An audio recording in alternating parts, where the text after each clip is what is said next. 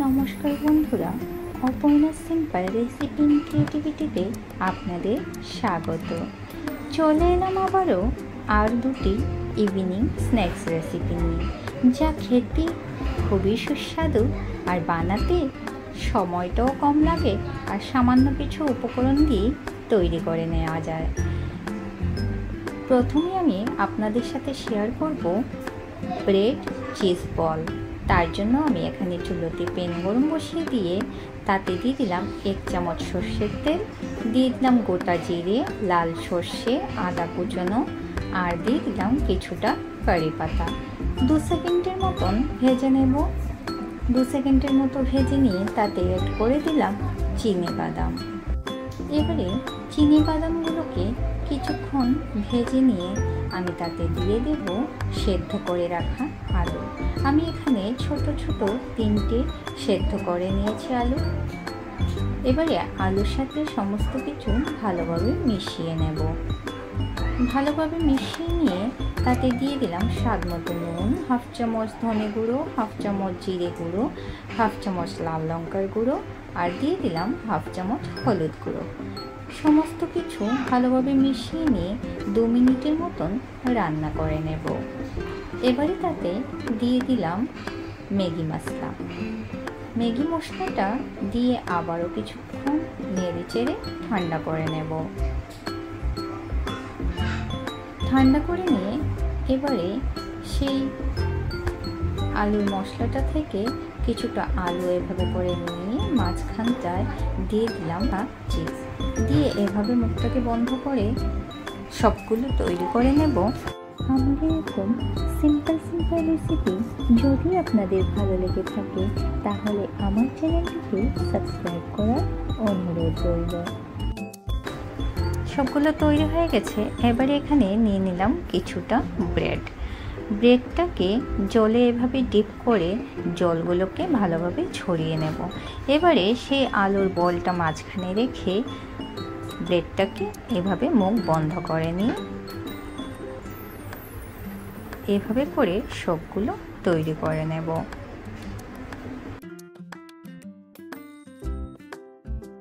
আপনারা চাইলে ব্রেডের ব্রাউন সাইডটা কেটে ও করতে পারেন, আমি আর কাটলাম না। বাস সবগুলো তৈরি হয়ে গেছে। এবার চুলোতে তেল গরম বসিয়ে দিয়েছি, তাতে বলগুলোকে ভেজে নেব।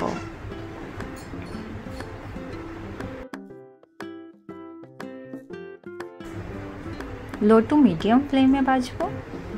ব্যাস এভাবে লাল করে ভেজে নিয়েছি, বাকিগুলোকেও ভেজে তুলে নেব। কত সহজেই তৈরি হয়ে গেল ব্রেড চিজ বল। বাচ্চাদের তো খুবই পছন্দের একটি খাবার, বাচ্চা বলুন কিংবা বড় সকলেরই পছন্দ হবে আর খেতে সত্যি ভীষণ সুস্বাদু। এবার একটি ভেঙে দেখিয়ে দিচ্ছি, দেখুন কতটা সুন্দর হয়েছে। এবারে আমি আপনাদের সাথে শেয়ার করব পটেটো বাইটস।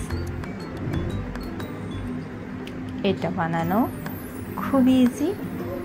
প্রথমে আমি চুলোতে একটি প্যান গরম বসিয়ে দিয়েছি, তাতে দিয়ে দিলাম সাদা তেল, গোটা জিরে, লাল সর্ষে আর একটা শুকনো লঙ্কাকে এভাবে চিড়ে দিয়ে দিলাম কিছুটা কারি পাতা। এবারে 2 সেকেন্ডের মতো ভেজে নেব। ভেজে নিয়ে তাতে দিয়ে দিলাম কুচনো আদা।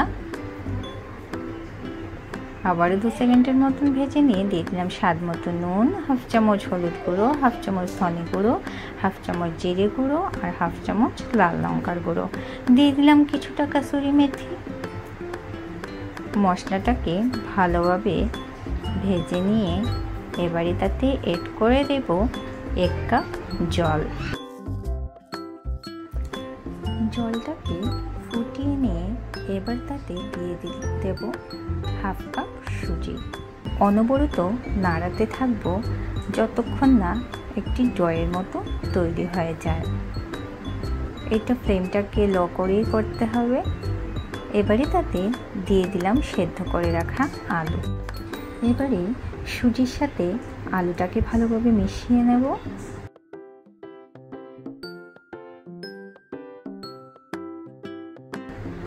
এবারে তাতে দিয়ে দিলাম 1/2 কাপ চালের গুঁড়ো। তবে চালের গুঁড়োটা আপনারা বুঝে দেবেন কতটা দরকার। আপনারা চালের গুঁড়ো না দিতে চাইলে এখানে ব্রেড ক্রাম্বসও দিতে পারেন। আমার রেসিপিগুলো ভালো লাগলে অবশ্যই একটি লাইক করবেন।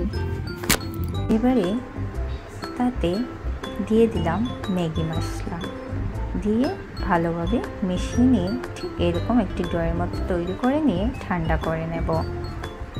ঠান্ডা করে নিয়ে একটি পাত্রে ঢেলে হাতে সামান্য তেল লাগিয়ে নিয়ে আবারও কিছুক্ষণ নিট করে নেব।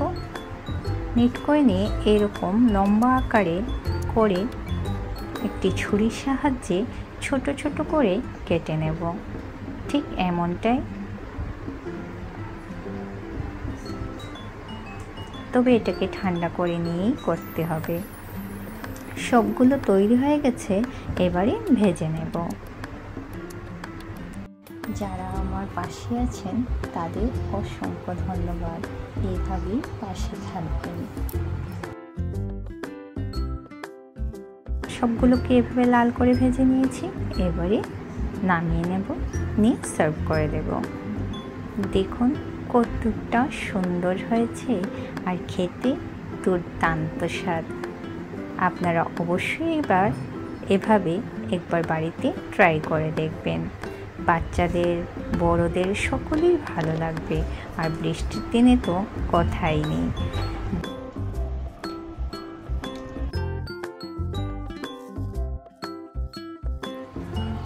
ভালো থাকবেন বন্ধুরা, সুস্থ থাকবেন।